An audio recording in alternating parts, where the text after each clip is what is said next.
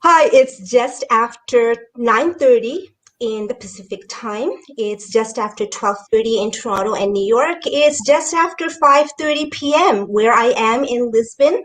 And hopefully a lot of viewers of mine in India are able to catch this conversation. It's 10 o'clock over there. We're very excited to have this panel talk, tentatively titled Working Actors in Hollywood. A little bit about myself. I am a celebrity studies scholar that's also an actor. My PhD was on celebrity culture. And during my postdoctoral research, I launched the Center for Media and Celebrity Studies. We have over 3,800 members worldwide, and we have been in the media, which includes the Telegraph Vice Claire Chatelin's Sun, Yahoo Entertainment, and very recently, Global News. Today, we're very excited to have pop culture scholar, Dr. Evie, and we also have Casey, and we have George, and we also have our previous panelist, Mary, along with Ayla. I'm going to let Evie introduce herself and all the panelists. Hi, everyone. So I am not an actor. I am actually an academic who is currently trying to transition out of academia. So I don't really know, how my title fits in here, but I do love studying celebrity culture. I have like a specialty in reality TV, social media use, and then of course celebrity. And so when I study celebrity, I really tend to focus on the spectacle of the image and the personas that we see. And then on the other end, I tend to focus on fandom and audience reception. So I'm really excited to be here today to sort of shift my focus to learn about the creator process and the artistry involved in celebrity culture. So thank you so much for having me. So should I go to Casey so that he can give a little bit about himself? Hey guys, thank you, Evie, for the introduction, and Samita. I really appreciate it, you guys having me on today. I have been acting for over 19 years now, and I got my theater degree from the University of Colorado Boulder.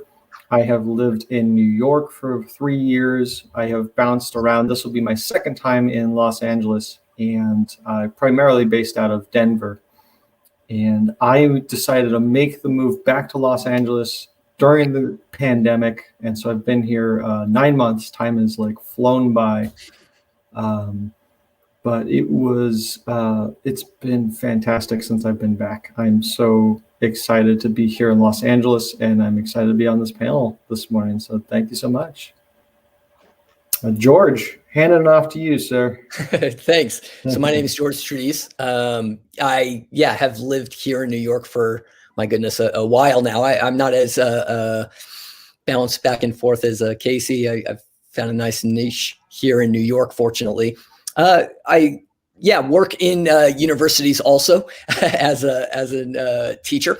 So that's an interesting sort of thing. I also want to thank, before I go any further, both Samita and Evie for inviting me here this morning, afternoon, evening. Depending on where we are. I've been involved in the arts and arts production since at least 2008. So I'm not good at maths. That's why I teach philosophy. So however long that's been. I worked with stage theater, worked in visual arts for video games, animation, things like that. And over the last handful of years, I guess 2017, 2016 maybe, I've been really focusing on the moving image and photographing the moving image, what I guess is a fancy way of saying movies and making movies. So that's where I'm really focusing a lot of my energy lately over the last few years. Talk about that. So thank you very much, everybody, for having me. That's so nice to hear. Mary, do you want to tell us where you're coming from? Sure, yeah. I am currently situated just outside of Toronto. I was born in Toronto. I studied in Toronto. I did my bachelor's in sociology, and I was about halfway through my master's in communication and culture when the genetic illness I have sort of reared its ugly head, shall we say. And I had to take some time off, but it was in doing so that I actually found my passion in disability studies and how that intersects with media, for example, and celebrity culture. And I'm very passionate about supporting, for example, disabled models who are really showing their disability and showing how it can be beautiful and interesting, you know, and even terrible all at the same time.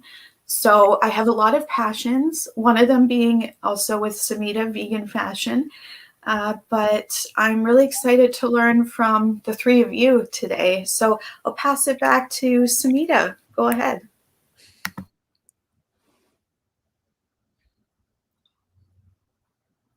Oh, you're muted, Samita.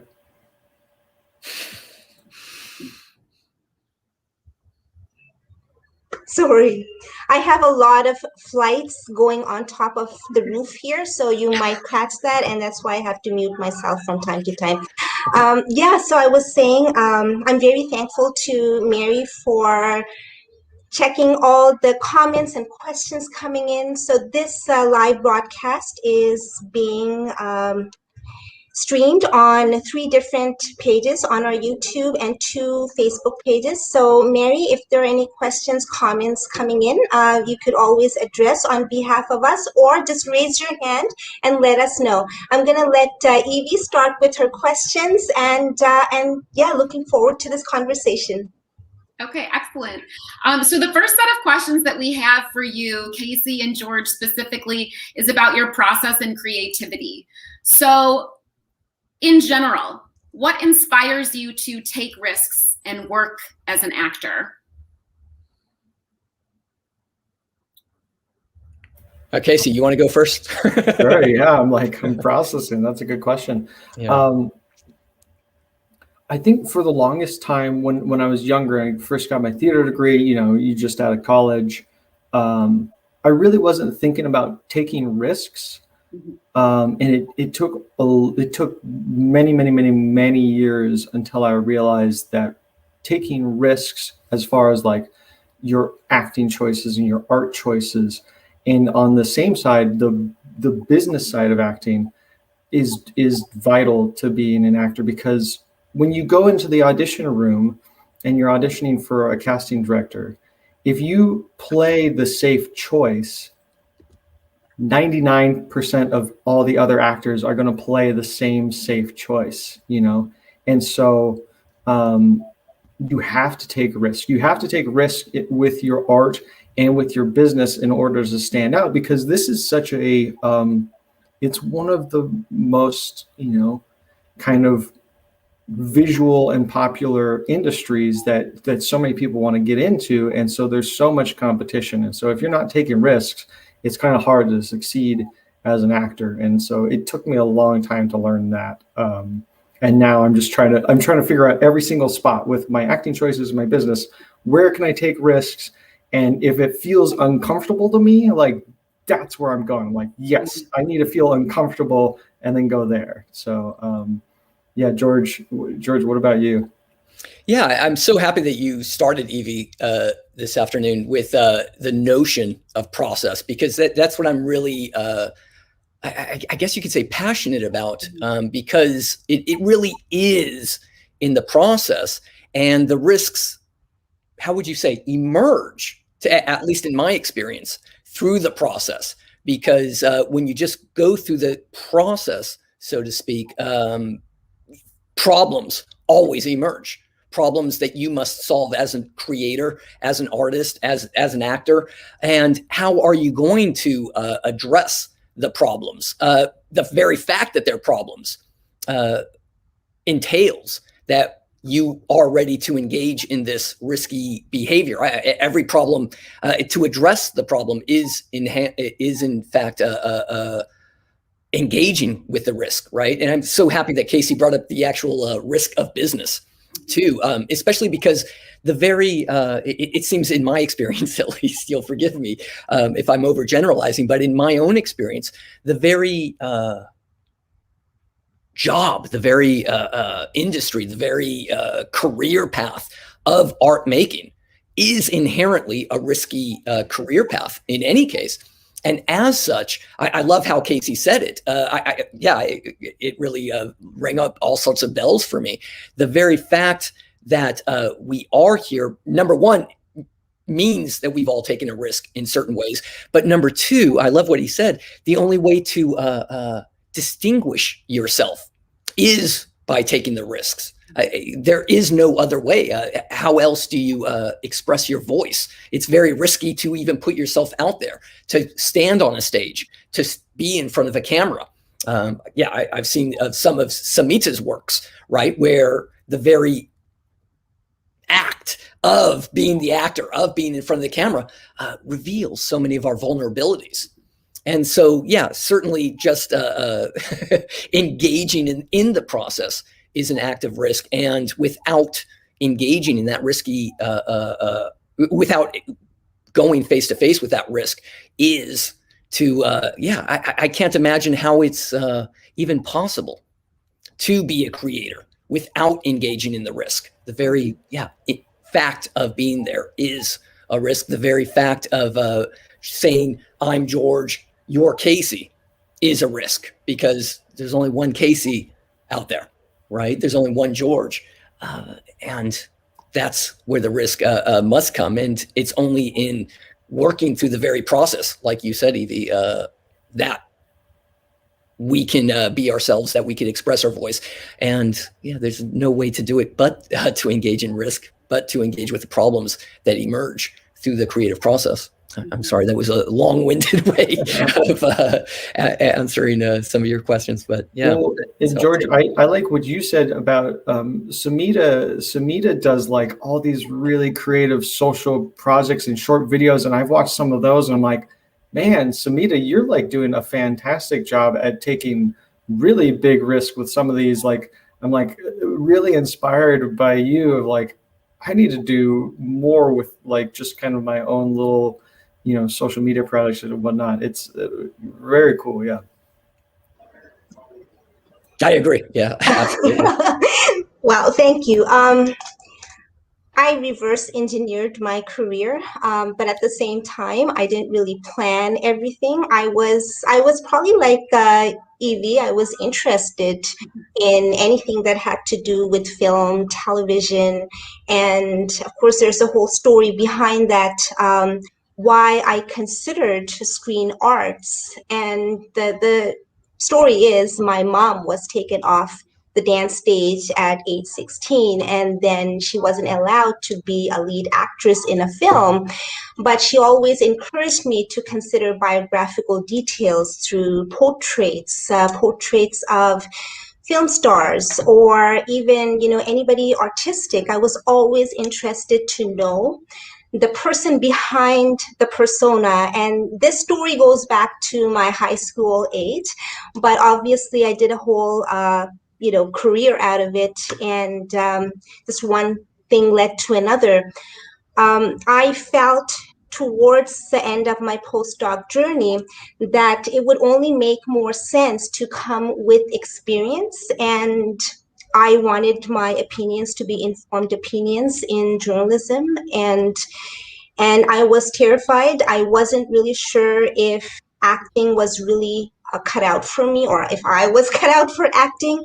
What I was really terrified about was, and this is something that a lot of drama school teachers would just feel very casual or meaningless, I was very terrified about monologues. I was terrified about memorizing lines. Like for my academic brain, that was the last thing I would consider. But there are many creative processes with which you could enable that. And over time, I just realized that how much you have to be out of your comfort zone to give life to each character. And really it boils down to life, how you design your life, to make that possible, how to give truth to the moment. And so very, I would say sooner than later, I had a good grasp of it, and there's a long way to go. Now, I did tell a bit of my story, why I considered acting, and of course I do research on it. I was very interested to know from our panelists, what were the social or ethical causes for you to consider acting in your life? Casey, any social or ethical cause for you to become an actor? I think there's probably a little bit of an aspect to every actor or someone who wants to be an actor is, so I got interested in acting when I was a kid in middle school.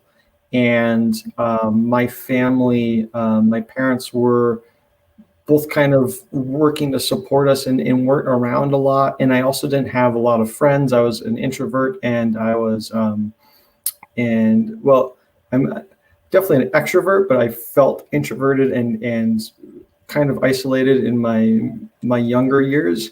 And so I think a lot of it had to do with just I wanted something that could give me a little bit of attention and a little bit of that. Just so it started out seeking attention from audience members outside, right? Like getting that approval from somebody, and then as it's developed, it's more now about I love the craft. Like I love disappearing into characters. I love being able to like nail a role. And so now it's kind of transitioned out of that need of want more to like just the pure art of it. And that is really what makes me happy now.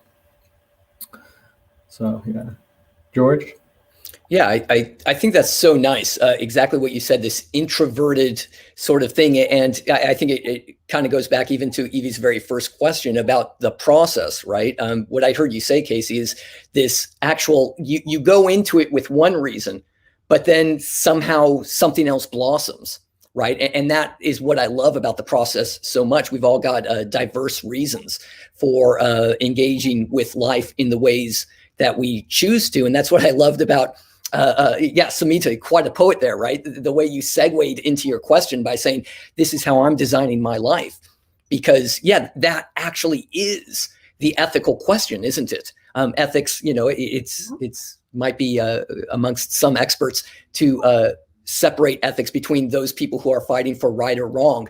But also that other side of the ethical coin is, what about a good life? Or how do you design a good life? And I love how Samita described it in that, wait a second, because I'm engaging in very many of these conflicts. Now, I know that this is talking about being working actors, but Samita, Evie, and I have this odd synchronicity such that we are sort of in this academic life too. And I see so many challenges with that academic life. And Evie had said, oh, I'm trying to transition out of this. I would love to pick your brain about that, because I've got let's talk about acting. However, so what I really like about that question, what are the ethics around this? It really does go along with designing our life and diversifying our experience, our own experience, because I really do believe, at least from my own personal experience, that a diverse lived experience is a flourishing experience, is a flourishing life, right? And that's where I sort of struggle in academic life too, where everything is, how would you call it? So specialized, right? But I get other academics who at the exact same time will say, wow, George, you've got this interdisciplinary approach towards things, and it's such a buzzword, except that I get a lot of lip service for that in the academic world, but it's not really rewarded that much in ways that help me eat. So what really matters then is, it seems to me, exactly Samita's question, that question about how do you design your life? Mm-hmm. And I really do think it is such an integrated experience that I love to live ultimately, that I don't want to be just the philosophy professor, or just the Japanese culture professor, or just the filmmaker, or just the musician, right? There is, it seems to me, this humanity in integrating. And yeah, what is popular amongst certain colleagues of mine to say, wow, you really have this integrated approach. Well, yes, I don't know how to talk about life. I don't know what I'm supposed to be doing in the academy, if not talking about life and how to design life, how to live a flourishing life, how to, live that ethical life. And so how does that all work together? I think it is actually part of, just this lived experience. And what I love about the year 2021, there's a lot of bad things to say about 2020 and 2021, of course, but is something that I'm also very passionate about, especially in my philosophy life.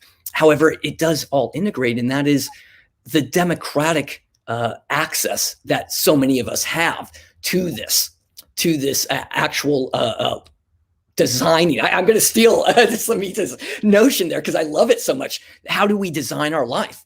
And it is such a democratic approach that is open to so many of us. Now, without question, there are still challenges within our democratic life. What do I mean by democratic life? I'm talking really about this idea that we can all be actors.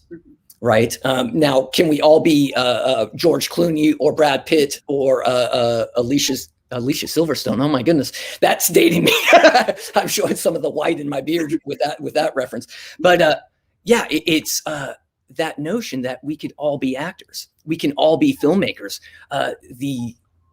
How would we call it? How did the Marxists call it? At least the means of production are so available to us. I've got this phone right here, with which I could do so much and try to, again, stealing Samita's notion, trying to design my own life and live that flourishing life so that I can take a little bite out of everything. How can we talk about philosophy? How can I talk about the philosophy of cinema? How can I talk about the philosophy of music or Japanese culture without actually living it? That's what I love about Samita's point right there is, there's so many of my colleagues who, and it gets me in a bit of trouble too, by the way, right? Is that I don't teach my cinema classes in exactly the way that some of my colleagues like. And I get into a little bit of trouble, but I feel like I've designed my life in such a way that I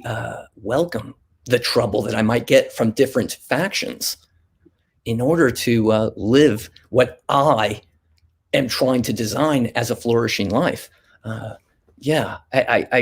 don't see it any other way. Of course, it's an ethical question. Why do we get into this? What ethical reasons, Samita asked, or motivations do we have? What's more ethical? What's more moral than how to live a flourishing life and express our voices and encourage others to express their voices in the world around us? I think that's what so many people are talking about all over the world nowadays, certainly in America, right? But so that's how I think I've been motivated by the ethics of art making and creativity and all those sorts of fun things. Yeah, if we ever have an art school, I think this would be a very important, probably the most important thing to talk about. And, something that I believe in is if you want to advocate for a good cause, whether it's a social cause or an artistic cause, whatever good cause is meaningful for you, you have to be a good person. And I listened to George's talk on his YouTube channel a couple of days ago, and it was about, leading that good life and, bringing the goodness out of life and how to see the good in others. And that really deepened a lot of my practices, my insights. So thank you, George, for sharing that. Evie, how would you address everything? Well, I think that we're actually talking a lot about our next question. Okay, we've sort of touched on all of these things, and we definitely have a philosopher in the house. I am loving all of these responses. They're so deep and thoughtful and intricate. So this one kind of builds off of the last question. How do you immerse yourself in the creative process? And then there's sort of a second part to that. If it's easier for you to answer this question, could you maybe give us like a peek into a typical day in which you're really working on or focused on a particular project? Take us through those things. Casey, you keep going first. So if you let me, I can go first this time a little bit. Sure. Yeah, give you a chance to think about this. It's so funny that you asked that, Evie, because yeah, that is absolutely the problem of life that I'm dealing with right now. Is how do we balance so many competing interests in our life? How do I balance all these competing poles, so to speak? And it really is. You'll forgive me for sounding. I feel like an old man when I say things like, hey, you just have to do it. I have to set that schedule, or at least a to-do list. I'm talking with somebody right now that how I manage my day-to-day schedule, because it really is just get the work done. And I think this is very much related to your initial question, and even Casey's initial response when he said, listen, of course it's the process. And it's through the process that he found himself and finds his sort of his passion, right? And in the same sort of way, it's only through the process. It's only through a certain discipline. And that really is the challenge. You didn't ask that question, Evie, but I feel like that's the hard question, right? Is how do we develop that discipline? Yeah. And I talk to so many students about it who lack some of the discipline, and I don't know what to say except if you want to learn how to swim, you just have to jump in the pool. I just have to push you in the water. You really just have to do it. So yeah, back to your second question then about my day-to-day. It does require on my part, or at least my experience, you'll forgive me, I don't want to overgeneralize this, but my own experience is that I suffer through a bit of neuroses when it comes to these sorts of challenges, because I just have to do certain things. And that's positive in that it leads to certain productivity. But the negative side of that coin, at least from my experience, is that I'm still learning how to, how would you say, take it easy on myself when I have days like I did yesterday, where it's just like I'm a bit exhausted. I can't be as productive as my dreams suggest. However, it is in talks like this, I think, and hearing so many diverse ideas and diverse approaches to the process, that I become, how would you say, encouraged. Because just yesterday, is part of my what I like to call vegging out, where I was engaged with a lot of YouTube videos. Right, I get into these YouTube holes, unfortunately. I saw a musician, a composer whom I admire very much. And he said, he was asked a very similar question. And his response was, listen, I can only put in about 3 hours a day of music composition. And I thought, oh, I put in about 3 hours a day, because I do sometimes beat myself up, and I have some sort of disgusting platonic ideal in my head, such that I should work 8 hours a day or something like this, or even worse, 12 hours a day.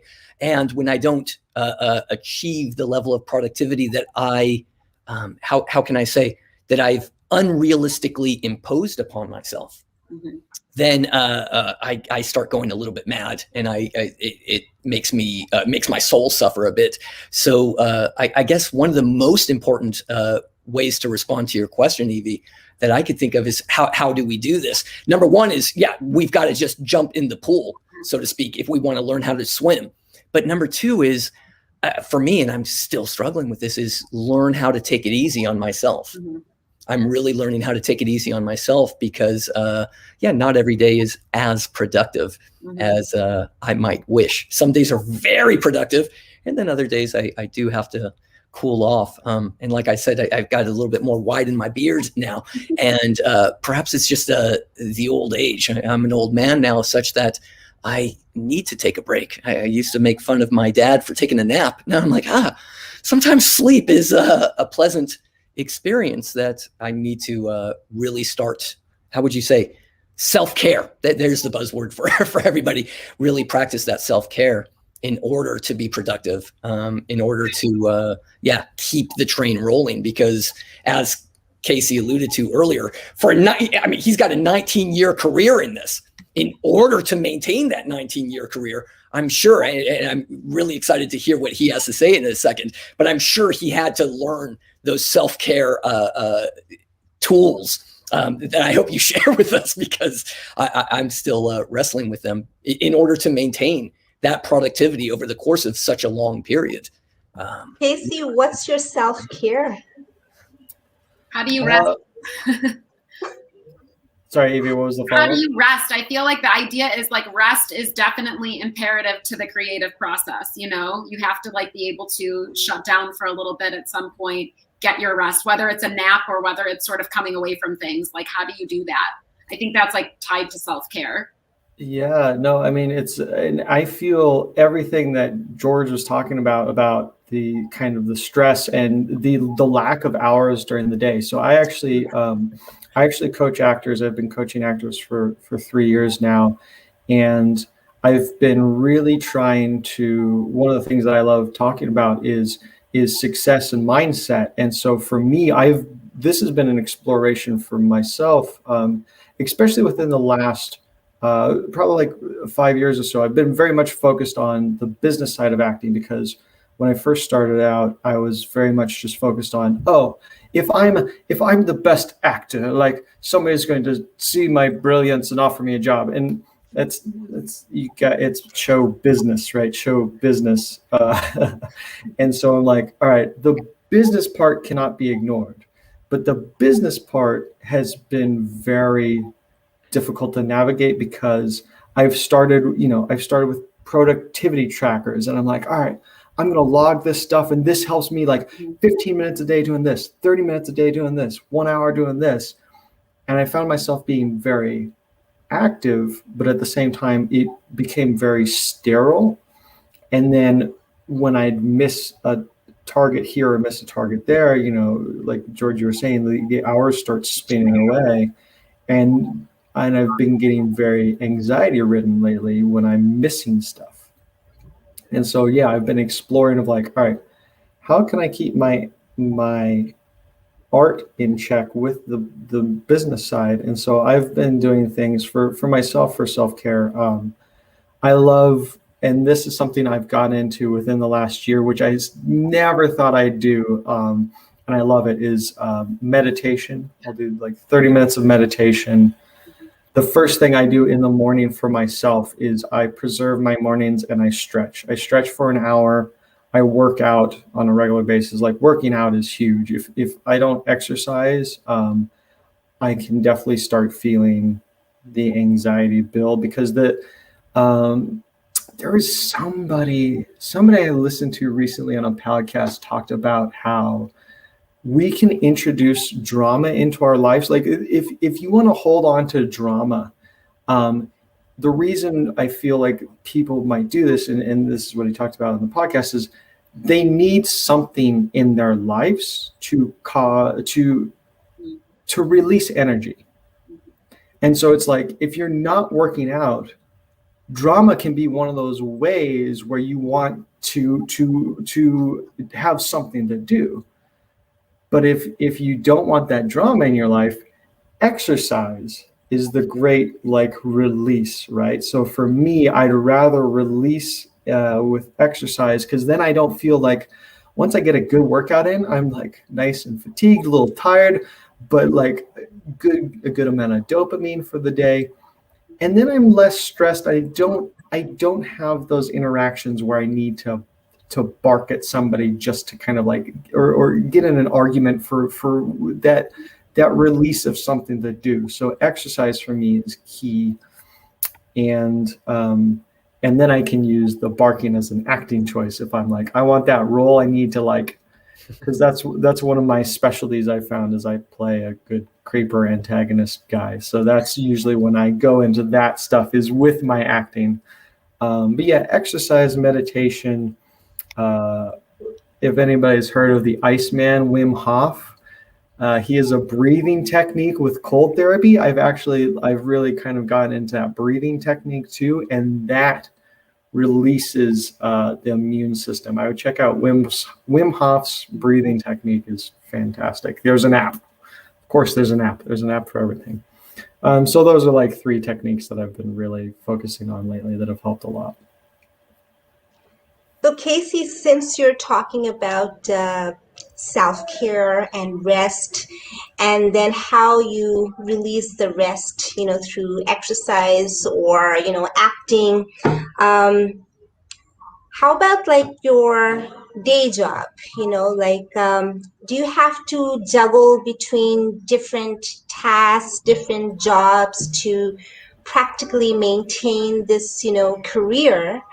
And I know many of us are multitasking, but I wanted to start with Casey, since, Casey is talking about like self-care and rest, and also like, being productive. How do you maintain this career? And, like financially, practically, do you have to do multiple jobs? Are they different, or are they aligned?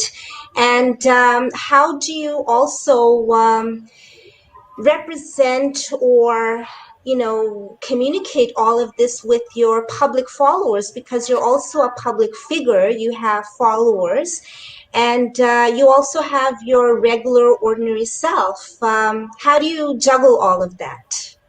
Yeah, thanks, Samita. That's a good question, and it's very relevant to this year for me, moving to Los Angeles. So for the last 18 years as an actor, I've always worked a 9 to 5. I've always worked a 9 to 5 and just tried to be pleasant with my managers and really hone in with my team so that when I get an audition, it becomes no problem.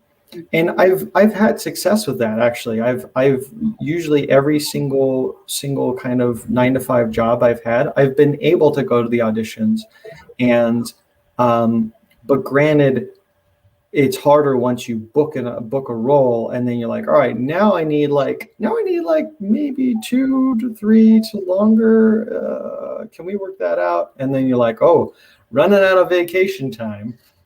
Now we're getting into, can I get an extended circumstance of not getting paid and just be out? And that's when they're like, I don't know about that. So this year when I moved to Los Angeles, I'm like, I'm going to switch it up, because I always heard actors being waiters, and I've actually gone for a couple of job interviews for waiting. And for some reason, I don't know, I think the beard or I don't know, never gotten successful at getting a job at waitering. But this year I'm like, you know what? I'm going to do kind of like the gig economy and do multiple jobs. So right now I'm an acting coach. I'm a professional dog walker, and I also craft demo reels. I edit demo reels for actors, and I'm actually right now, what you're saying, Samita, is with my audience and public growth, I am wanting to more align with what I'm passionate about with the acting. Like, I've found that the dog walking, I get outside, I get my exercise. I love animals. Last time we had a conversation, I was on here with the Animal Save movement. I'm a vegan, and so I'm always an advocate for any species other than ours, and so that's why I like that. But I'm also finding that part of the struggle with that is I go to other people's places, and in Los Angeles, if you've been to Los Angeles recently, you realize that the COVID traffic no longer exists, and Los Angeles traffic is back. And so for me, it's just like, well, now I'm spending so much time just driving to someone else's house, and that pulls away from the stuff that I need to focus on with my acting. And so it's like, now I'm focusing on redesigning my website and doing a little bit of a side business outside of my acting teaching, but more of a mindset business coaching for actors, since that is something I've been very much honing for myself the last couple of years. And I now realize I'm like, I have a lot of skill in communicating this. So I am trying to figure out what are those things, kind of like what you were saying, George, earlier, like crafting that life that you feel comfortable about, and also feeling comfortable with the fact that it's okay to not be just one thing. Like, yes, when I introduce myself to people, I say I'm an actor. But I also do all these 5 million things, right? Because sometimes it's hard to be just an actor and make your cash flow just by being an actor most of the time. In fact, that's usually the case for pretty much all actors, unless if you are George Clooney or Alicia Silverstone. So it's like, how do you make ends meet and live this life? But it is, I think, for any successful actor,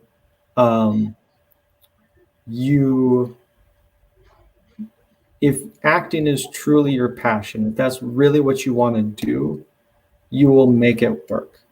And if acting is truly not your passion, eventually it will fall by the wayside and you will get into something else, because everything else is pretty much easier than acting as a career.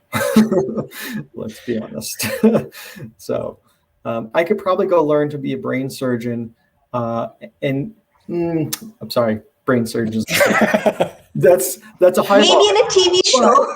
Yeah, it might be easier. I don't know. I'm not trying to insult brain surgeons, but Well, that's by the way, my type. You know, I'm supposed to be casted in white collar jobs, and you know, whoever predicted this for me, they already knew that I'm a doctor, so it was very easy for them to say, "Oh, Samita is going to be a doctor, a nurse." And you know, a number of other roles. I would love to be a best friend. And yeah, definitely professor. That's what they also said, and that's just because, again, they know. So there was no real magic in that. So Casey, thank you so much for sharing all the multiple tasks you're doing. Now, how you communicate that to your followers, because you're a public figure as well. It seems like you are focusing on your passion of acting, and you're going to make that happen no matter what.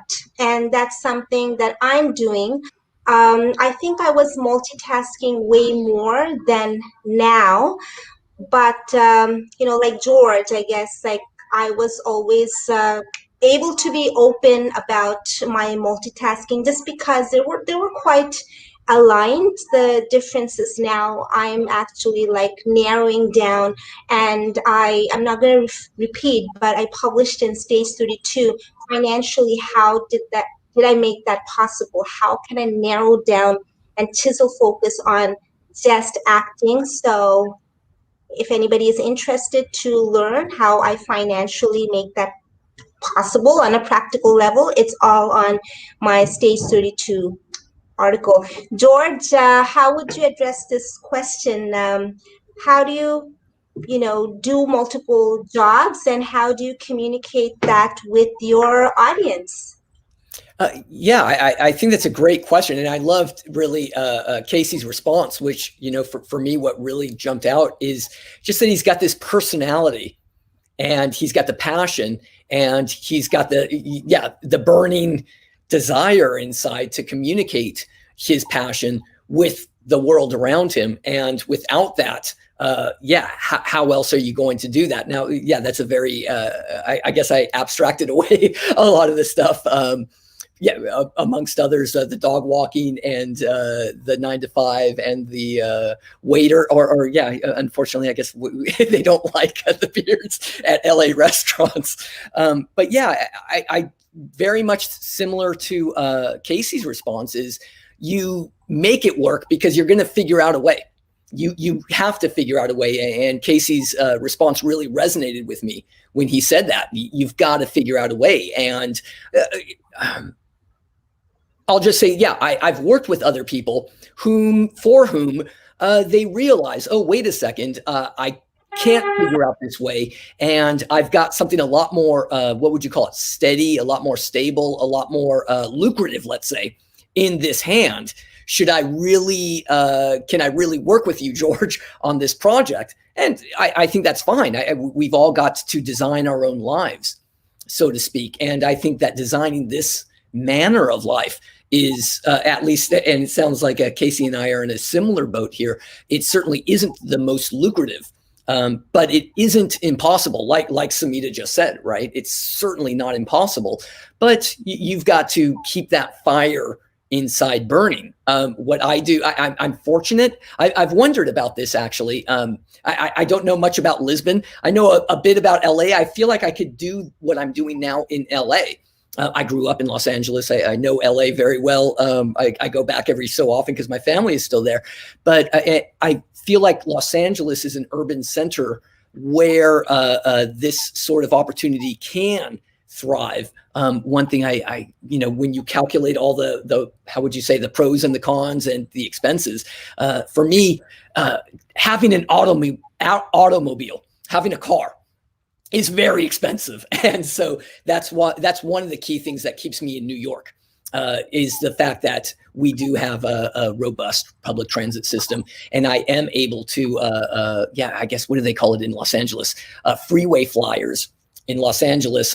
There's subway surfers here in New York where, I'm jumping from gig to gig in between little things. And then, of course, rehearsing lines, writing, composing, or editing on the train with my computer right here.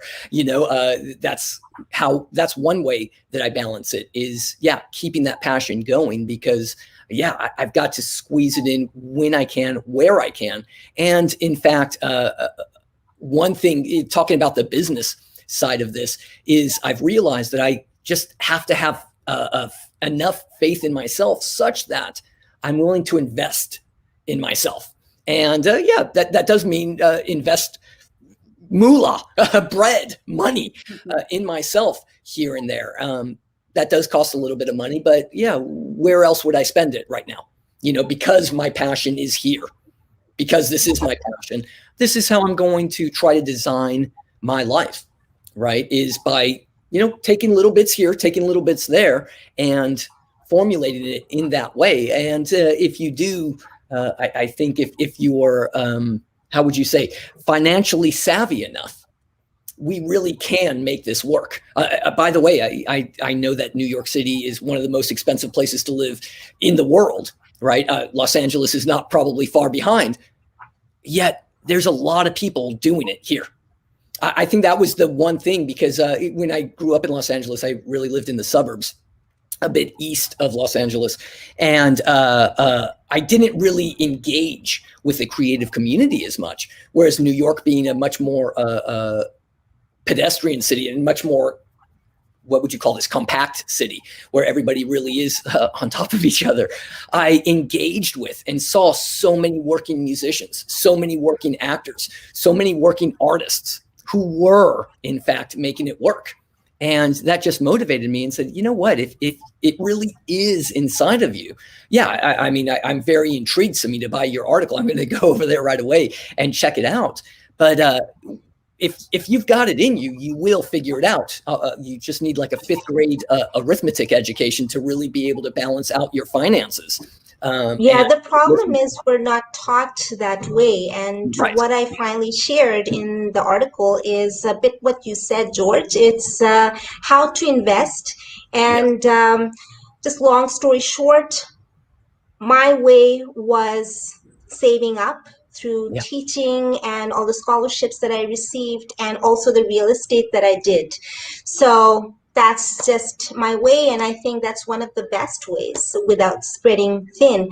We do have a lot of questions on media, and time is flying at the same time. But Mary, Evie, do you have questions on media representation? How the work of hardworking actors is being fairly represented in the media or not? So I'm going to let Evie and Mary talk about this a little bit, and I think Casey and George will have some insights on that. Evie, Mary? Yeah, sure. I'll go ahead. So I unfortunately don't think that working actors are fairly represented in mass media, at least, let's say. There is the average actor, like we're saying, the one that saved up their whole lives, or, is now trying to make it work, make ends meet through, dog walking, like Casey said. It's that life is not fairly represented. Also, I feel like what is not fairly represented is the passion that Casey and George have been discussing. That passion, the passion for creativity and art, I feel like you don't see unless you're following actors who are doing different projects. For example, the actors that are filming short films on their phone, and you can feel the passion coming through. Those are the people whose stories are the most fascinating, I think, and it's why we are having this conversation. But those are the stories we don't see in mass media, and I think that's really unfortunate, because there's so much to learn from people like both of you. For example, this discussion around self-care, I think, is so important for everybody, and everybody could learn from what you two are doing and what you two are saying about balancing care for yourself, balancing with your passion, while also, doing the 9 to 5. All of that is something that the average person could really learn and gain value from. So I'm not sure if I answered the question. I tend to go on tangents, but Evie, if you want to jump in here with your thoughts, that would be fabulous. Yeah, no, Mary, thank you. I definitely agree with everything that you said. Just working actors definitely aren't represented in Hollywood, in media in any way. My sister and I talk about this all the time because we really like to watch bad B movies. And so we say the only working actor that we know of that is like heartily represented in media is Eric Roberts. Eric Roberts is doing Julia Roberts' brother. He is doing all kinds of movies. I mean, go look at his IMDb. It is insane. His schedule must be jam-packed every single day. But nobody talks about the fact that he is going to all of these different spots, or how he's managing to do this. Like, we don't see that. So actually, one of the questions that I did have for you, Casey and George, it sounds like we're kind of in agreement here that you guys aren't really fairly represented in mainstream media and in the public sphere. So because of that, what sort of influence do you think this lack of representation has maybe on your current work? Like, is this a hindrance to what you're trying to do? And like, how do you think we can even like get you better represented? That's a great question, because it is one of those things where the public generally thinks about I think the huge celebrities, the big box office celebrities that we always think about is literally 1% or like less than 1% of all the actors actually working out there. And one of the things that kind of drives me crazy is when somebody wants quality content, they want to binge watch an entire show on Netflix, but they don't want to pay for the service and they want to take it from somebody else. Now, the problem is those 1% of actors that make the buku bucks, they're going to get their money no matter what, because they bring in the butts to the seats. However, what happens is if people aren't supporting the arts in the way and just kind of doing the streaming off their family's account, and everyone's doing that, who it really hurts and the contracts that are really damages is all of the working actors, because the rates for those are the ones where it all comes out of. And so it's like, it's kind of this constant struggle for working actors of just trying to get equitable wages. And the sad thing is too now, and I'm just talking about kind of union work, right? That's SAG-AFTRA. Now we have a sad thing that's happening, and you see it with commercial work all the time, is predatory practices for people who are not in the union. And you'll see these listings on Facebook or wherever these castings are, where a company that makes millions upon billions of dollars and this is what's happening. If you look on Instagram, these affiliate things, these affiliate marketing, TikTok, what they're doing is actually a predatory practice against working actors. We're like, I will give you this free product. You'll get this free product, which is maybe like all of $50 if you advertise it on your Instagram page. And that's all we're giving you.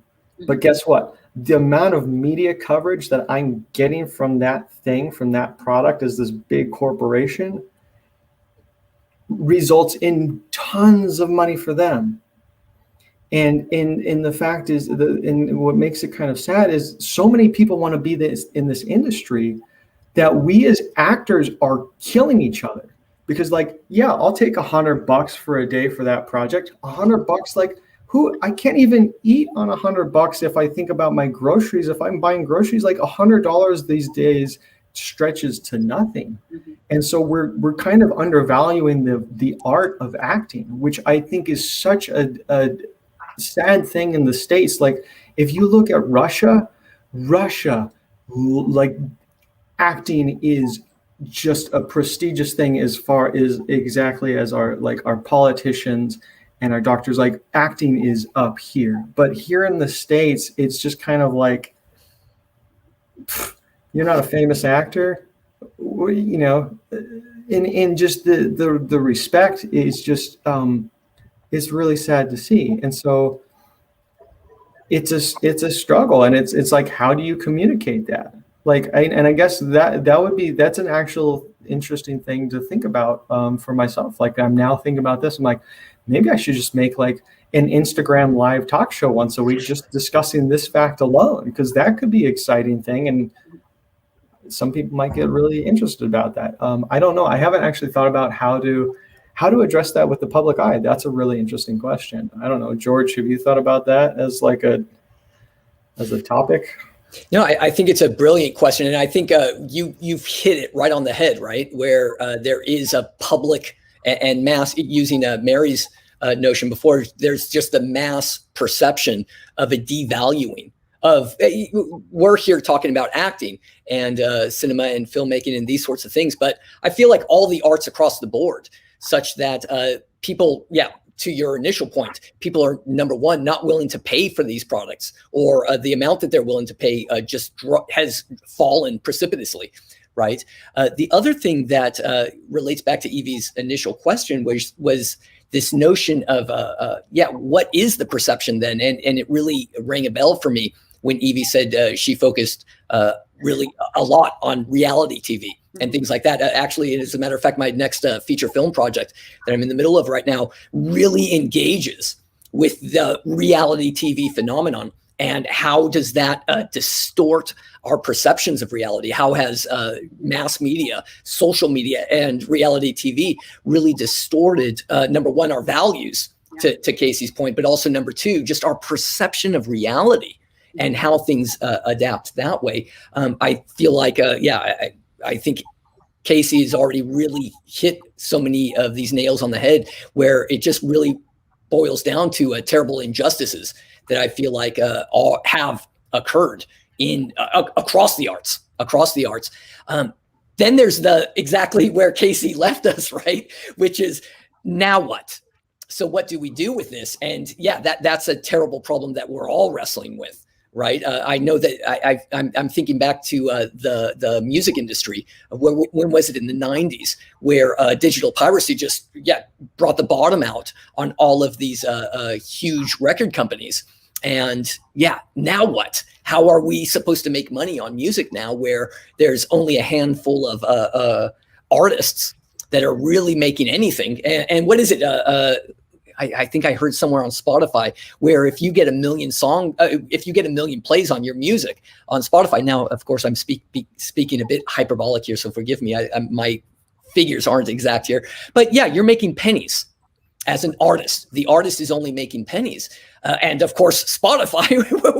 What's Spotify doing with all their income? Right? It's barely trickling down.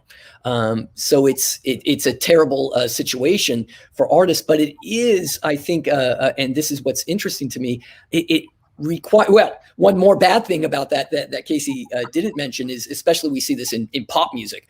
Pop music, you'll forgive me, I sound like an old man right now, but just the quality and diversity of pop music has really flattened out. And not just pop music, but all media. It feels. I feel like I felt so much love for you, Evie, when you mentioned B movies. I love B movies. I love terrible B movies. I love Eric Roberts and all of these actors who are just really pushing it because And how many times do I buy on my video on demand $6.99 for all of these B movies? Maybe it's because I'm aspiring towards that goal. However, it is revealing that, the diversity really is not being exposed here to Mary's point initially, where the mass media really isn't really picking up on any of the diverse voices and the diverse stories. I don't, again, feel like I sound like a Martin Scorsese here. How many superhero movies do we need, man? You love them. God bless you. Go watch your superhero movies. But there are other films out there. Listen, I must confess, I haven't watched a superhero movie in an age. However, God bless you. Go watch those movies. But there are other movies.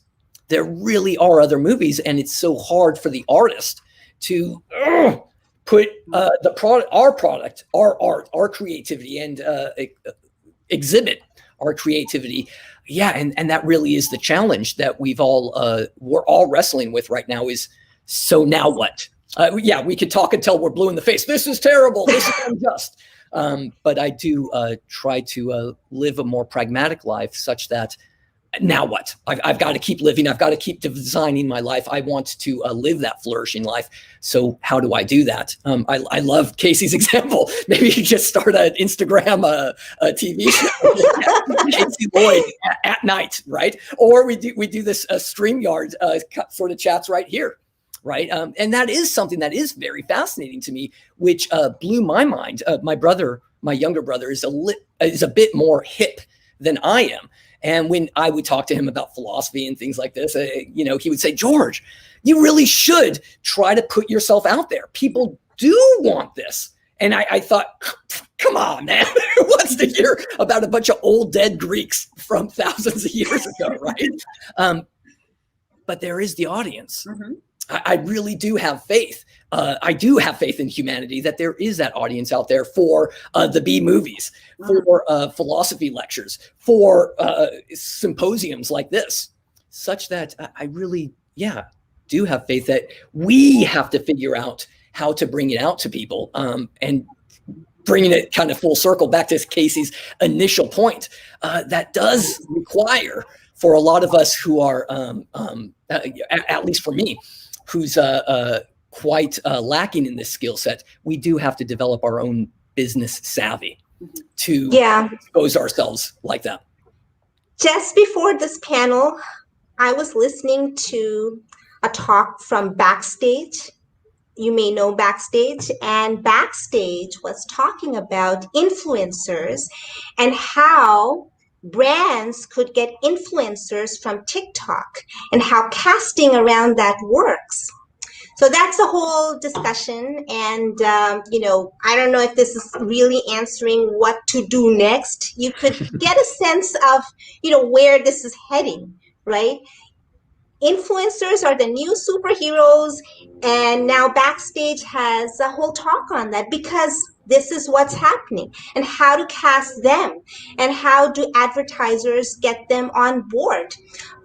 So now we don't have to, exactly do the same, but I think there is value in having a show, if not on TikTok, maybe Clubhouse. And I was talking to Mary and I was talking to Claire, our previous panelists, that there are possibilities. And we just have to sort of, keep giving a voice, because that's what we do. We give voice to issues, we give voice to characters, and maybe fans and audiences at large are becoming more and more familiar with what's authentic, and maybe that's why they're going to TikTok more, especially the younger generation, because the whole goal, as Backstage said,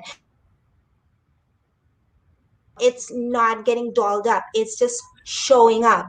So there's value in that, but how do we apply that to the craft of acting, and we're talking, about, using art for a good life, what George said. Evie, I'll let you talk about fans and audiences and any remaining questions that you may have. Sure. Okay. I do have one remaining question if like time permits that.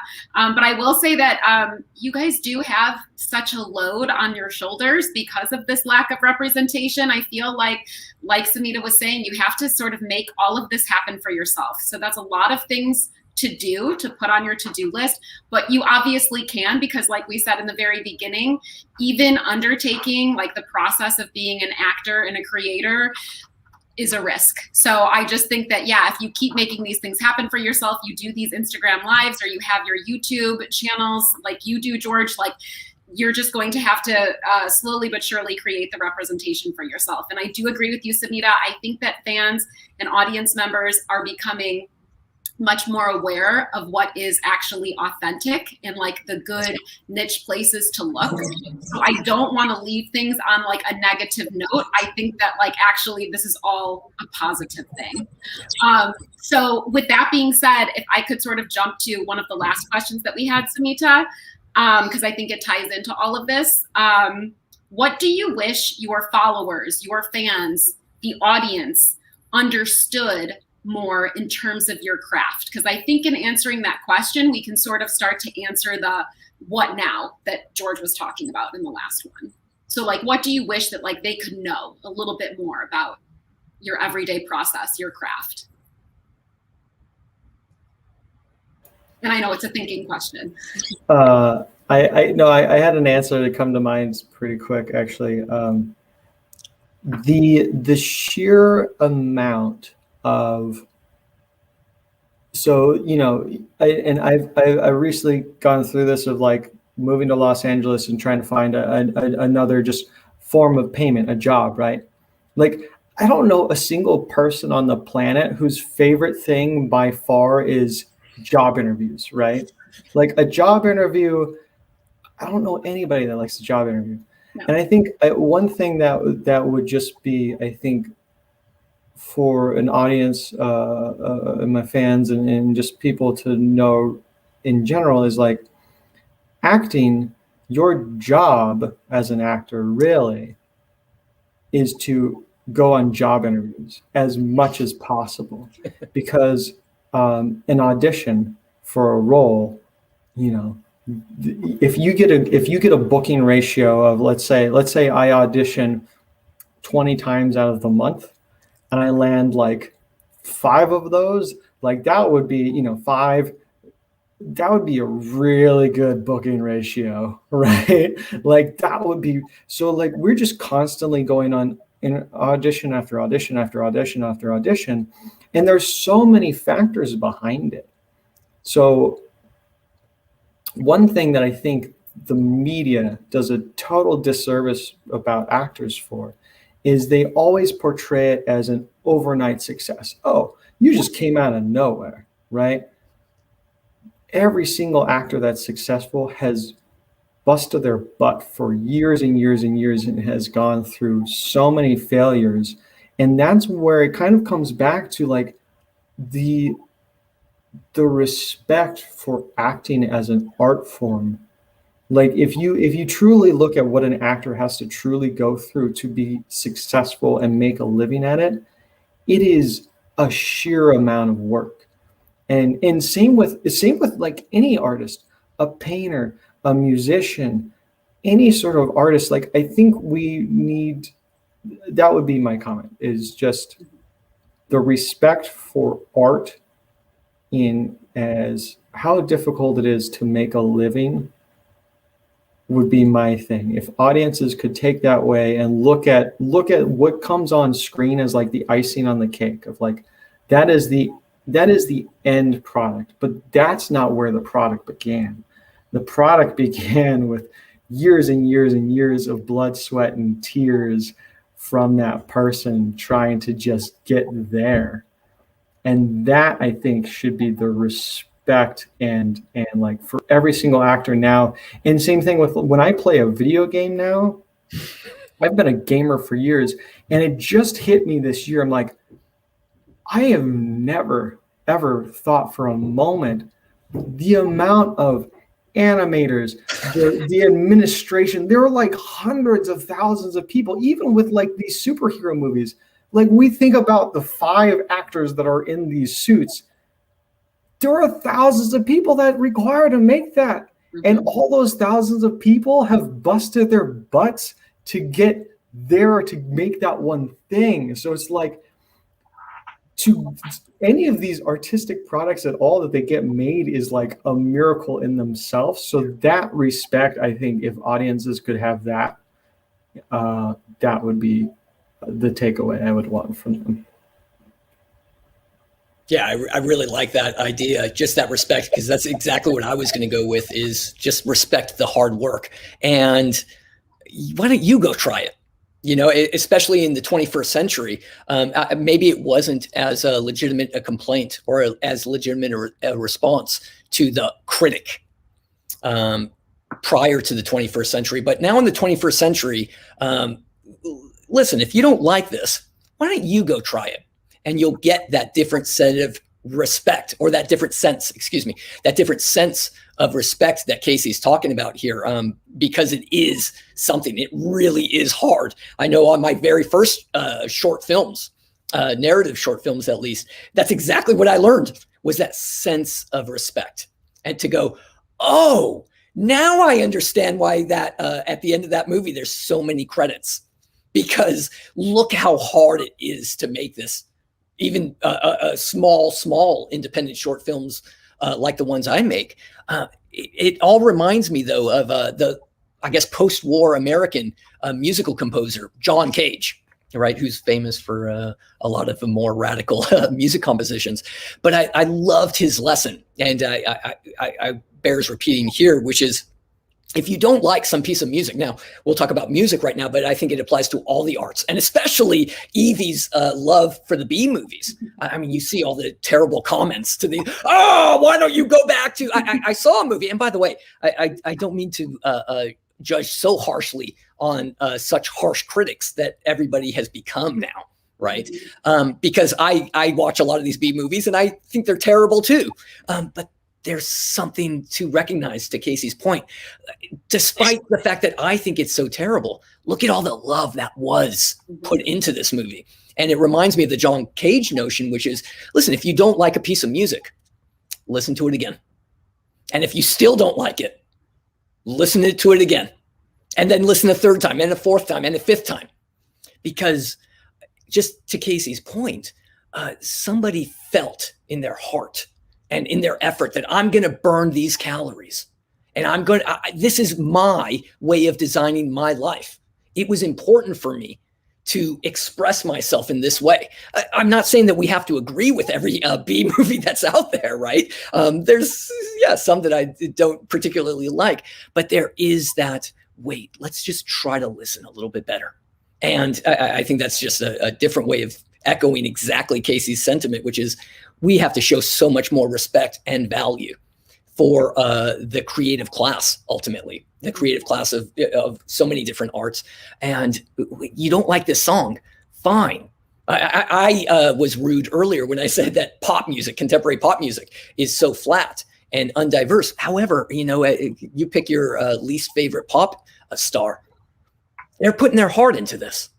They really are putting their heart into this. I love that Casey brought up the Marvel movies that or the superhero movies that I don't watch as much. There's still so much heart and energy and passion put into this. So as much as we don't maybe agree with some sort of message, why don't we try for a moment to try to understand and just listen and try to understand? And wouldn't that engender a sense of respect amongst others, right? I hope we can do that, is just try to listen a couple more times, watch the movie a few more times. Yeah. We have a wonderful comment from Marcella from Italy. She says, just what I needed to hear today. Thank you so much. Greetings from Italy. Thank you, Marcella, for joining. And earlier we had Catherine Fantaschi. And She also said something wonderful. She said, interesting. I like this idea of diversifying experience through acting. We have so much to talk about. I think we can go on, maybe, in a show, maybe IGTV show or a Clubhouse show. But I wanted to thank everybody today for coming. Evie, do you have any closing thoughts? You know what? I'm processing a lot of this conversation today. I feel like I got so much out of it because, like I said, I tend to study things from, one end of the spectacle to audience perspective. So now I feel like I have so much to work with in teaching my own students, in my own writing, how to sort of bring more respect to the creative class. So that is something that I'm going to take away from today.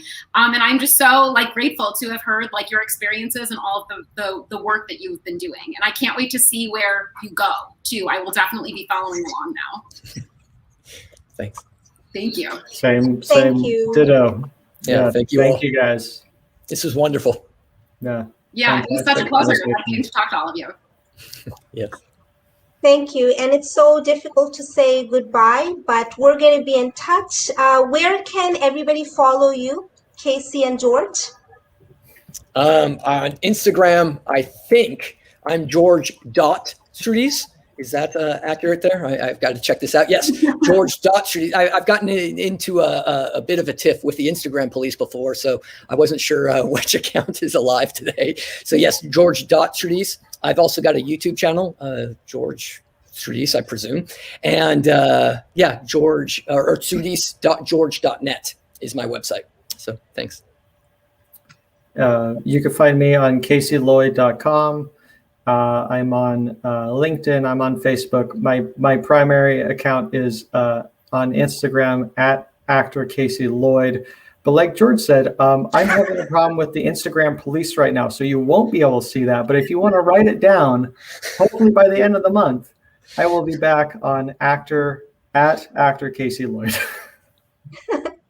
Yes, and Casey is also an acting coach, so whoever is watching and is interested in acting or talking about acting, please make a note. We have another final comment from Ken Holmes, who was our panelist last week, and he was fantastic. Hopefully we're going to have him back on another panel. He says, wonderful discussion. Thank you for sharing your insights. I have no better way to say this. And I'll probably end on that note, and I'll let Evie and Mary also share their closing thought. Like I said, I don't really have any other closing thoughts other than this discussion gave me so much to think about moving forward. So I really look forward to our next talk. I hope to be a part of it. And George, I also really hope to talk to you someday about the movie that you're making about reality TV. So I feel like there's a lot of connections that can be made. Right. Yeah. Mary, any final thought? Yeah, so many. I'm even having trouble with my words because I have so many thoughts, and that is thanks to all of you, Evie, Samita, George, Casey. Sorry, I'm just adjusting here. All of you have been just such insightful speakers, and I walk away from this conversation even feeling that there are things I can do in my life to support the working actor. So, for example, helping promote the smaller movies, the B movies, if we're going to call them that, and also promoting the idea of paying for art. And that in a capitalist system like we all live in, unfortunately, that is a reality, is that people have to have money to pay to live. And if we can help do that, if we can help foster art by just giving a few of our dollars, I think that's sort of a good mission to walk away from this talk with, is just the average participant, the average consumer. We have a job, we have a responsibility.